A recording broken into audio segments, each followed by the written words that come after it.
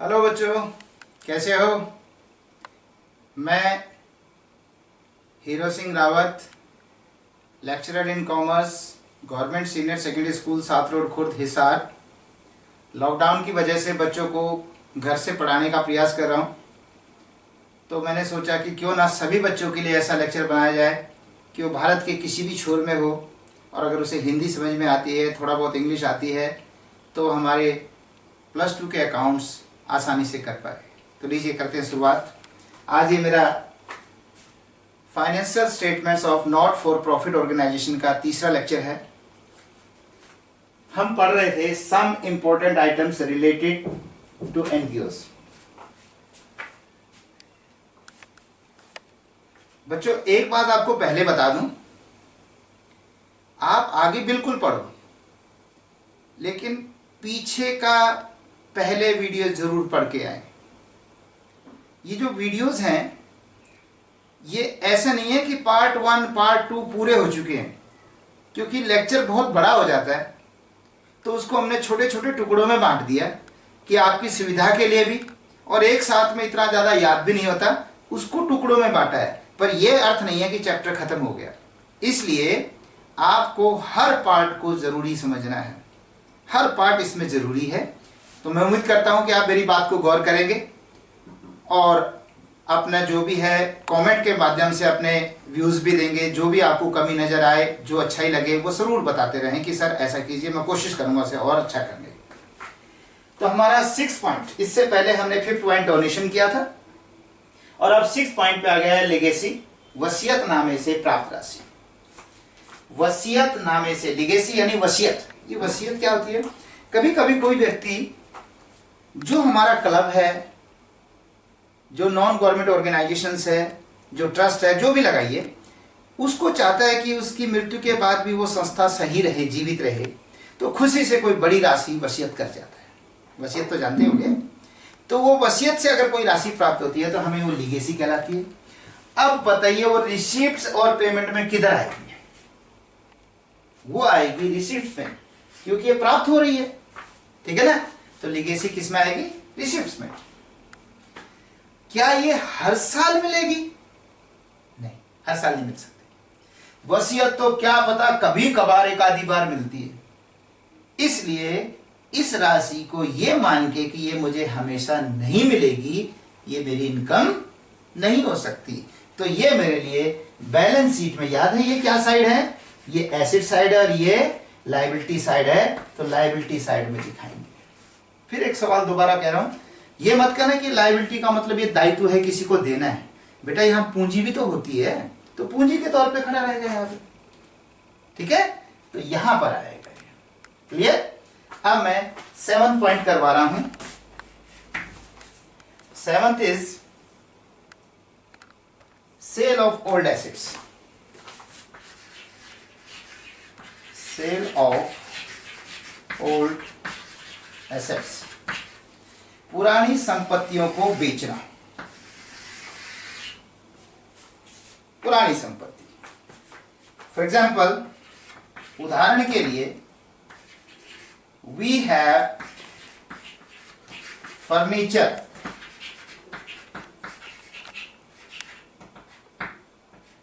Of ₹20,000. We sold furniture of ₹10,000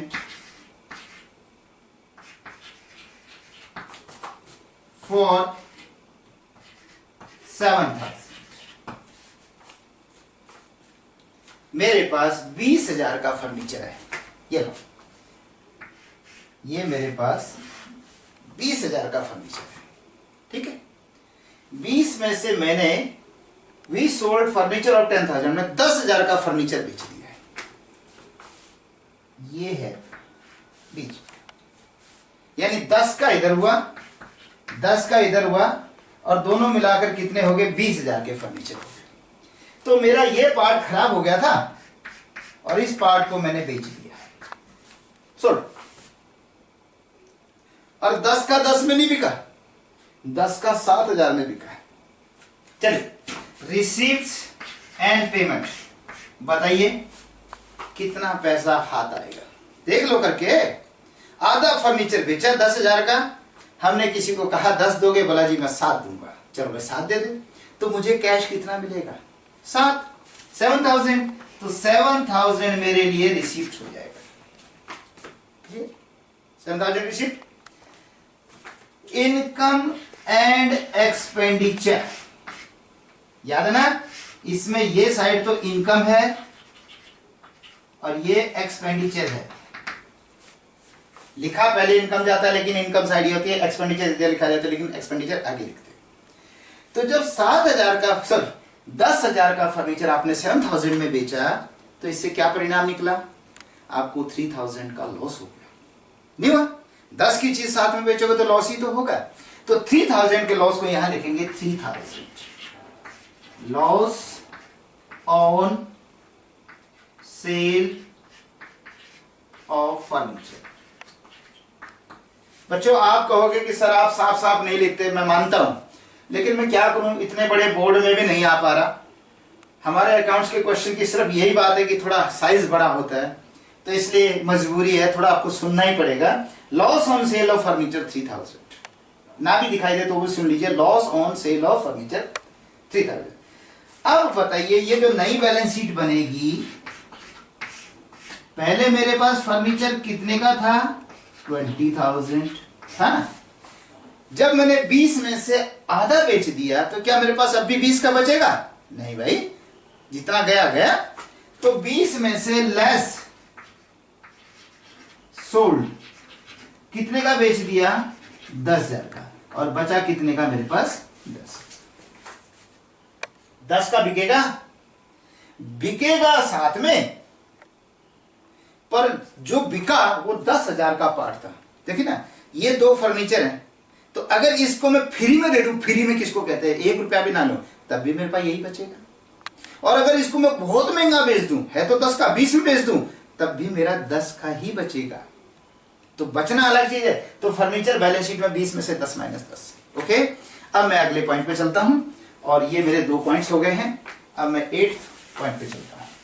तो 8th point मेरा है sale of old newspapers and sports materials.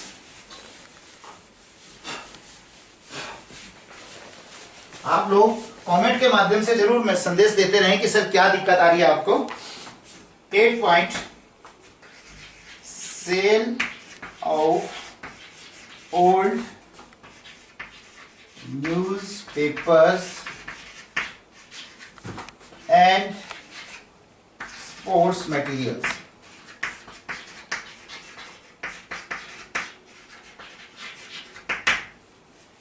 पुराने अखबार और पुराने स्पोर्ट्स मटेरियल बेचना। अपने घर में रोज एक न्यूज़पेपर आता है ना। एक सप्ताह में इतने हो जाते हैं, एक महीने में इतने हो जाते हैं, और एक साल में कितने हो जाते हैं। और अब मैं किसी कलर की बात करूं, जहां पर एक दिन में लगभग 6 से 7 पेपर्स आते हैं, और जो पत्रिकाएं आती हैं मंथली, क्वार्टरली, उस तरह की जो पत्रिकाएं आती हैं 15 डेज की, वो सारी जो पत्रिकाएं हैं उनको भी जोड़ो तो कितना आपके पास बाद में ये, इसको मैं कहूंगा रद्दी इकट्ठी हो जाएगी। तो क्या करोगे, इसको करते रहो इकट्ठे, आपके कमरे भर जाएंगे, और आखिरी में भी आपको उसे बेचना पड़ेगा। और जो नुकसान, जो चूहे उसकी वजह से नुकसान करेंगे, कोई बदबू या बीमारी फैलाएंगे, वो अलग। तो इलाज एक ही है, वैसे बेचना पड़ेगा, है कि नहीं। इसी तरह स्पोर्ट्स मटेरियल है, ये मैं ओल्ड स्पोर्ट्स मटेरियल की बात कर रहा हूं, जो स्पोर्ट्स मटेरियल हमारे हिसाब से बेकार होगा। जैसे कोई अच्छी क्रिकेट की टीम है, अच्छे लेवल की, उसकी 3 विकेट में से यदि 1 विकेट टूट जाए तो उनका सेट खराब हो जाता है। अपने घर में नहीं होता है, जैसे 4-6 कपों का सेट है, 1 टूट जाए सेट ही खराब हो गया। लेकिन जहां पर 4 कप रखना चाहते हैं, या कोई फैमिली बहुत छोटी है उसके लिए 4 का भी सेट बढ़िया। इसी तरह क्रिकेट की 1 विकेट टूट जाए ना, तो गली मोहल्ले वाले तो 2 विकेट से भी खेल लेते हैं, और दूसरे साइड में तो कई बार ईंट रख के ही खेल लेते हैं। अगर 1 विकेट भी मिल जाए तो भी बहुत है कि नहीं, तो उनके काम आ जाता है। इसी तरह एक बैट है, उसका थोड़ा सा एरिया टूट जाए तो उनके लिए बेकार है, लेकिन गली मोहल्ले में खेलने वाले के लिए उसके ऊपर प्लास्टर वगैरह लगा के बहुत बढ़िया खेले होंगे, मुझे लगता है आप सब भी। तो ये मैं उसकी बात कर रहा हूं। आइए पॉइंट आते हैं, रिसीव्स एंड पेमेंट। बताइए, जब आप पुराने न्यूज़पेपर बेचोगे या पुराना स्पोर्ट्स का सामान बेचोगे तो रिसिप्ट होगा या पेमेंट होगा? नेचुरल है, रिसिप्ट होगा, प्राप्ति होगी। बिल्कुल। क्या ये हर साल मिलेगा? बिल्कुल। अगर कलम में अखबार आते रहेंगे तो ढेर हो गई, अगर खेल का सामान होगा तो वो भी इकट्ठा होगा। तो इस तरीके से तो होता रहेगा। इसलिए आप उसको इनकम एंड एक्सपेंडिचर अकाउंट में इनकम साइड में दिखाएंगे। ठीक है। और अब मेरा 9th पॉइंट रह गया, पेमेंट ऑफ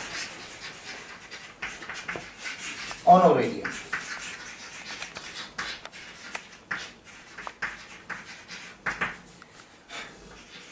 व्यावसायिक शुल्क का भुगतान।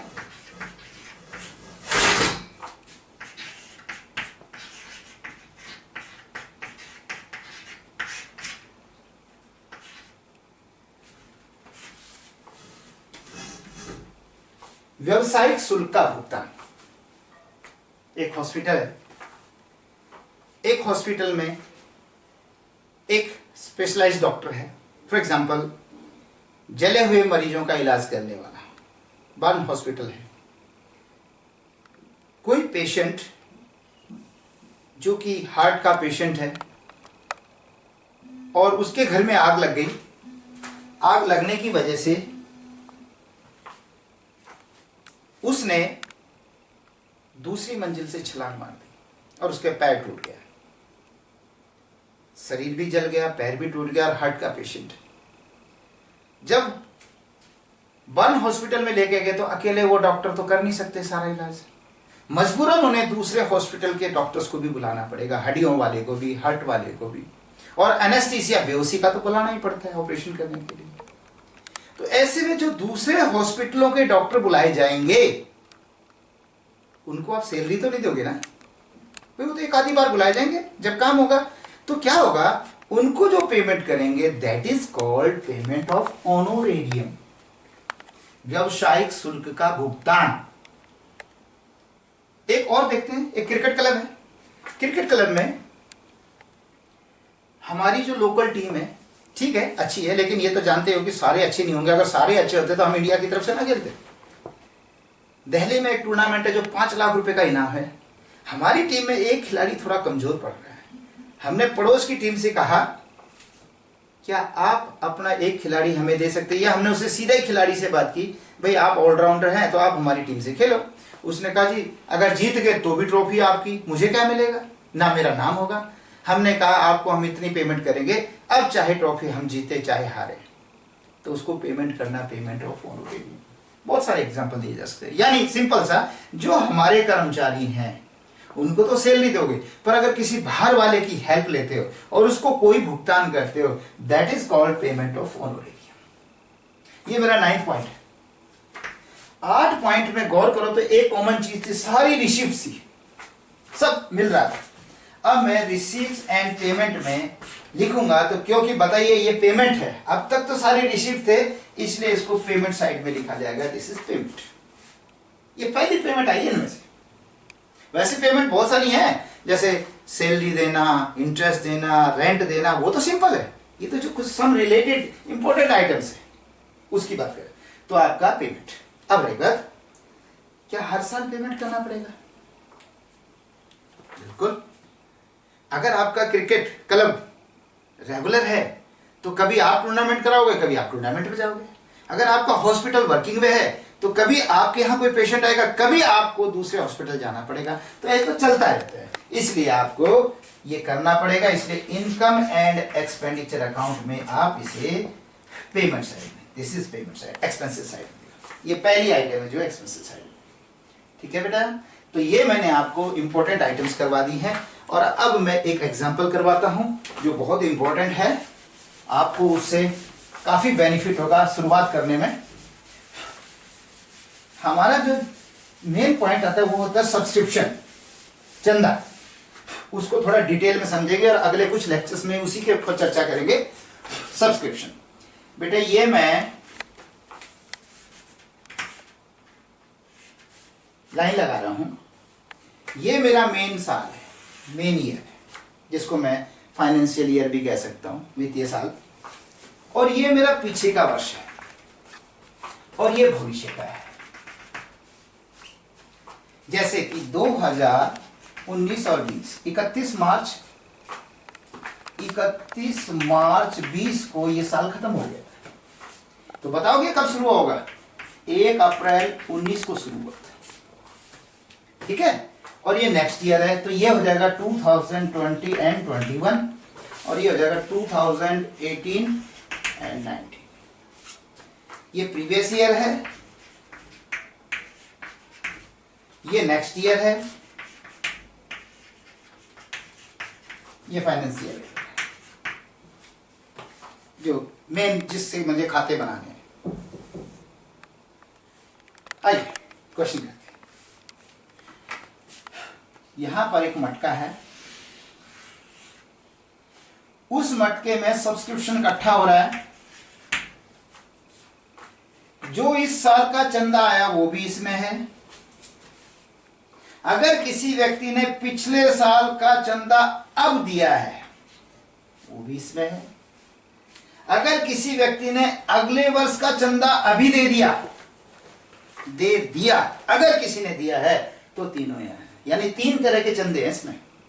इस साल का, कोई पिछला बाकी है तो वो, और किसी ने आगे का भी एडवांस दे दिया तो वो।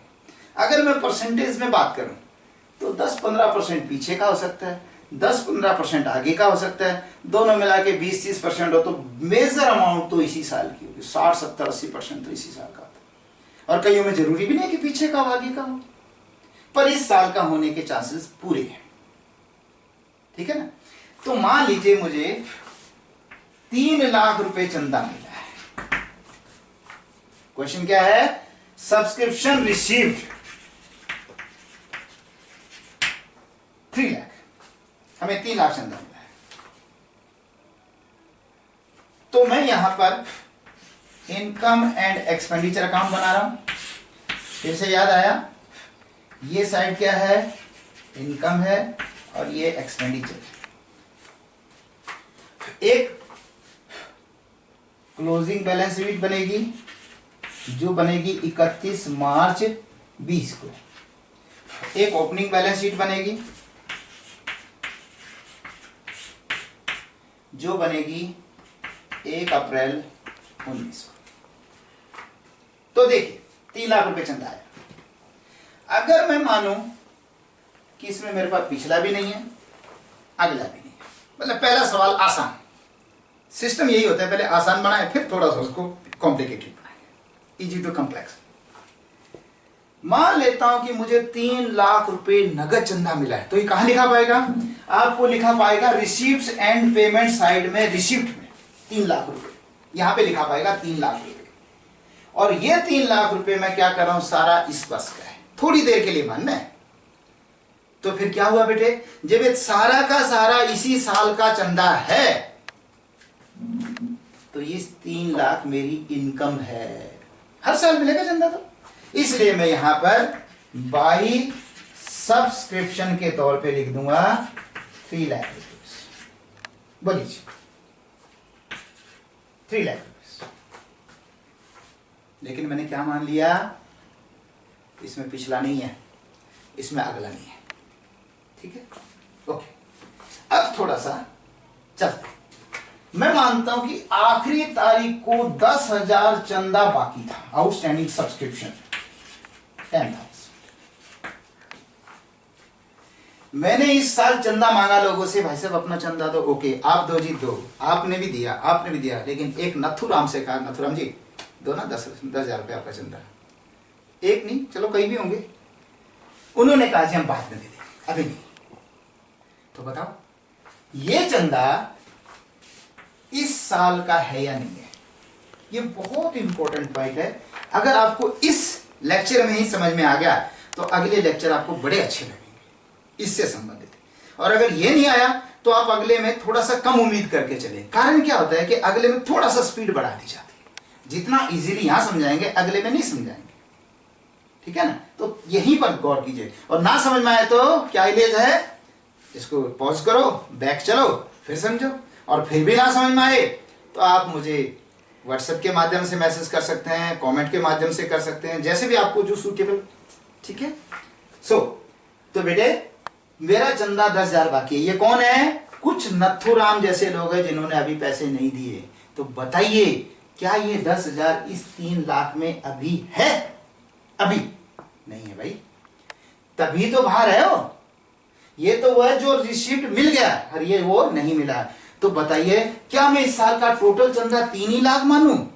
ये 10 भी तो इसी साल का है, इसलिए इसको ऐड करो। ऐड आउटस्टैंडिंग फॉर 1920, 19-20 का आउटस्टैंडिंग सब्सक्रिप्शन। वैसे थोड़ा और लिखना था, आउटस्टैंडिंग सब्सक्रिप्शन, थोड़ा मैंने बताया ना थोड़ा जगह की कमी है। तो आउटस्टैंडिंग सब्सक्रिप्शन जब आप घर पे क्वेश्चन करो तो थोड़ा और एक्सप्लेन करके करें। मेरी मजबूरी है कि मुझे सारा एक ही इस पे बोर्ड पे दिखाना है। तो आउटस्टैंडिंग सब्सक्रिप्शन फॉर 1920, तो यहां पर आपका 10,000 रुपये। फिर से समझे क्यों जोड़ा? बेटे मेरी बात पे विश्वास करना, अभी जितने अच्छे से समझ में आएगा बाद में इतने से आ नहीं सकता जितना अच्छा इसी लेक्चर में आएगा। अगले में भी आएगा, मैं मना नहीं कर रहा, अगले में रिवीजन होगा, ठीक है। सो 3,10,000, ठीक है बेटा। 10,000 चंदा इसी वर्ष का है, लेकिन इसमें शामिल नहीं है, मैंने शामिल करा क्योंकि वो चंदा टोटल इनकम जो है बनानी है मुझे। अब और बताओ, क्या ये 10,000 अपने को मिल गया? नहीं मिला। क्या मिलना है? हाँ मिलना बाकी है, बिल्कुल। तो भाई भूल जाएंगे ऐसे तो हम इसे बैलेंस शीट में लिख के रख लेते हैं कि मेरा आउटस्टैंडिंग सब्सक्रिप्शन है 10,000 रुपीज। और अगर यहां पे ईयर भी लिख दो, आउटस्टैंडिंग सब्सक्रिप्शन फॉर 1920, तो बहुत बढ़िया बात है, ठीक है। 2 जगह लिखा, मैं इसको एरो से भी बताता हूं। ये 10,000 रुपीज एक बार तो यहां ऐड हुआ, ऐड, और ये 10,000 रुपीज एक बार मेरा एसेट्स बना। एसेट्स क्यों बना? क्योंकि उस नथु नाम से अभी मैं हमारी संस्था ने 10,000 लेने हैं, इसलिए हमारे लिए वो एसेट्स होते हैं। Okay clear? फिर आप आते हैं एडवांस सब्सक्रिप्शन 20,000। लो, एक नथु का दोस्त फत्तू भी है, उसने 20,000 रुपए एडवांस दे दिया। क्या मतलब? इस वर्ष का चंदा यहां दे दिया, और इस वर्ष का तो दिया ही है, वो तो दिया ही होगा। जब 3 लाख आया तो तब कैसे होगा, सबसे हुआ होगा। लेकिन इसमें 20,000 रुपए चंदा एडवांस दे दिया फत्तू ने। क्यों दिया? फत्तू बोला सर मेरी फसल अभी अच्छी हुई है, आप मेरे से अभी चंदा ले लीजिए, अगले साल का भरोसा नहीं, पता नहीं अच्छी फसल हो ना हो, इनकम हो ना हो, तो आप अभी से मेरे 20,000 रुपए ले लीजिए। तो हम मना थोड़ा करेंगे, लाओ भाई, लक्ष्मी किसको प्यारी नहीं है? तो इसी में बेटा। तो 20,000 इसके अंदर है कि नहीं? हाँ है, बिल्कुल है। तो ये 20,000 इसमें, क्या ये इसी साल की इनकम है? नहीं भाई, इस साल की इनकम नहीं है। तो क्या करेंगे हम इसमें? लेस कर देंगे, less advance subscription for 2021 20,000, 2,90,000 less कर दिया, ठीक है। अक्रूवल बेस याद आ रहा है ना? उपार्जित विधि, उपार्जन विधि में इस साल की इनकम को इसी साल में दिखाना है, चाहे वो मिल गई चाहे नहीं मिली, और चाहे फालतू मिल गई घटा दी। जो नहीं मिली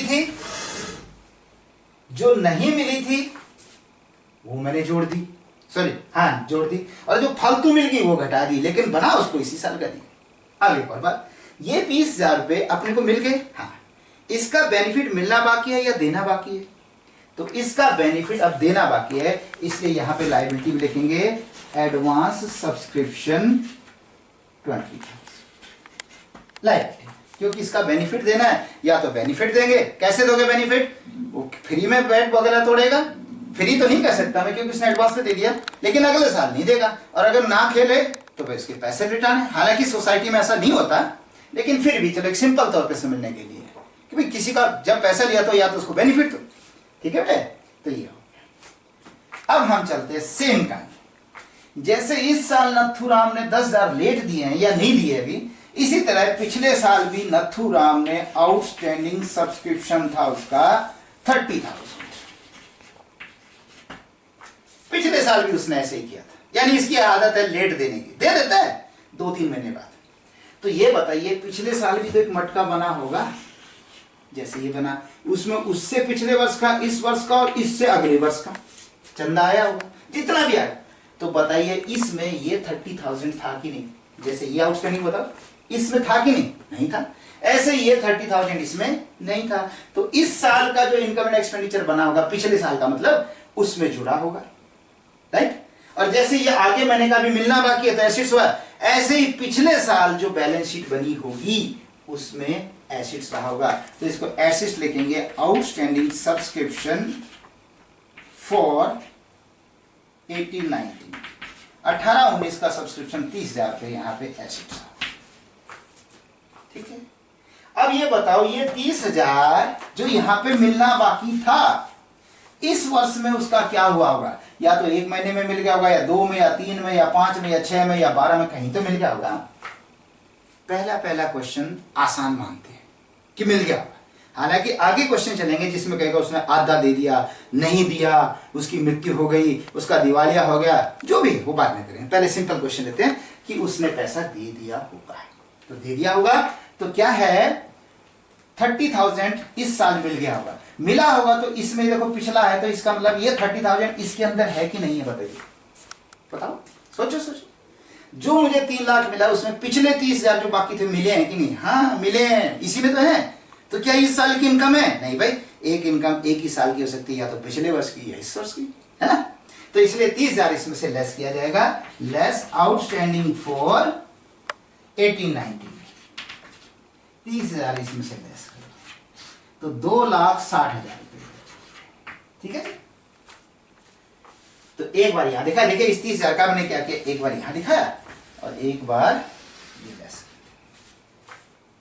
आप यहाँ पे प्लस ऐड लेस लिख लेना, थोड़ा मैंने बताया ना जगह के हिसाब से दिक्कत है। अब इसी तरह से एक फत्तू की भी आदत है एडवांस देने की, तो एडवांस सब्सक्रिप्शन 40,000 उसने एडवांस दे दिया। जैसे इस साल एडवांस दिया, ऐसे उसने पिछले साल भी एडवांस दिया। ठीक है, तो बताइए पिछले साल जब यहां पे एडवांस दिया था उसने, मतलब इस वर्ष का उसने यहां दे दिया था, तो बताओ ये 40,000 इसके अंदर है कि नहीं है? है, तभी तो, क्योंकि दिया था। और ये इस साल का था कि नहीं था? पिछले साल का नहीं था, पिछले का थोड़ा अगले का हो। इसलिए ये मेरे लिए पहले तो मैंने इनकम में लेस करा होगा क्योंकि वो जुड़ा हुआ था, और दूसरी बात है 40,000 मेरे लिए लायबिलिटी है यहाँ पर, तो मैं यहाँ पर एडवांस सब्सक्रिप्शन के नाम से 40,000 को लायबिलिटी दिखाऊंगा, क्योंकि या तो मैं इसका बेनिफिट दूंगा या इसको रिटर्न करूंगा, जैसे वो था 20,000। और 40,000 की कहानी इस साल में क्या ये इस वर्ष का है? हाँ, 40,000 इस वर्ष का तो नहीं है, लेकिन ये इस वर्ष का है, बिल्कुल है ना। और 40,000 रुपीज क्या इस 3 लाख में जुड़ा हुआ है? नहीं। क्यों नहीं जुड़ा हुआ? क्योंकि 40,000 तो यहां मिल गया था, एक पैसा एक ही मटके में तो आएगा। आप मुझे पैसे देते हैं तो मैंने आज जेब में डाले, तो कल थोड़ा दोबारा डालूंगा जेब में, भाई एक ही बार डलेगा जेब में। तो इसी तरह से एक ही मटके में पैसा आएगा, या तो पिछले साल में या इस साल में। ओके, तो 40,000 पीछे मिल गया, लेकिन है इस साल का, और इसमें जुड़ा हुआ नहीं है, जबकि ये इस साल की इनकम है। इसलिए इसको ऐड कर दो पूरी इनकम बनाने के लिए। ऐड एडवांस रिसीव्ड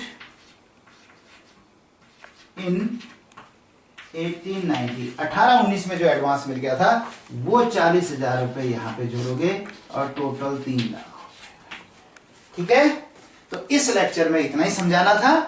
मुझे लगता है कि एक बार आपको जरूर देखना पड़ सकता है, और अगर एक बार में समझ में आ गया तो उससे अच्छी बात तो नहीं हो सकती। और अगर थोड़ी बहुत कचाहट है, थोड़ी कमी है, तो सबसे अच्छा बेटे इसको जहां से आपको समझ में नहीं है वहां से देख लीजिए। मुझे लगता है 10-1 मिनट का ही आपको इसको बैक करके देखना पड़ेगा। ओके, उम्मीद करता हूं आपके कमेंट आते रहेंगे, आपके व्हाट्सएप से मैसेज आते रहेंगे कि आपको क्या लग रहा है, क्या समझ में आया, क्या समझ में नहीं आया। ठीक है बच्चों, ओके, बाय बाय।